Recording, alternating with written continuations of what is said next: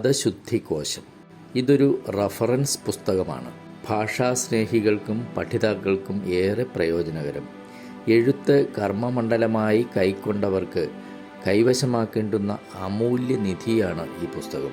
എഴുത്തുമായി ഒരു ബന്ധവുമില്ലാത്തവർക്കും ഇതിലൂടെ സഞ്ചരിച്ചാലുണ്ടാകാവുന്ന അറിവും സാംസ്കാരിക വികാസവും ധന്യമായ ഒരു അനുഭൂതിയായിരിക്കും.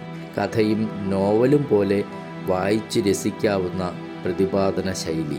അമ്മ മലയാളത്തിനു വേണ്ടി 814 പുറങ്ങളുള്ള ഈ പുസ്തകം രചിച്ചത് പ്രൊഫസർ ഡോക്ടർ ഡേവിസ് സേവ്യർ. വാക്കുകളുടെ തെറ്റ് ശരികളെക്കുറിച്ചുള്ള അന്വേഷണമാണ് പദശുദ്ധികോശം.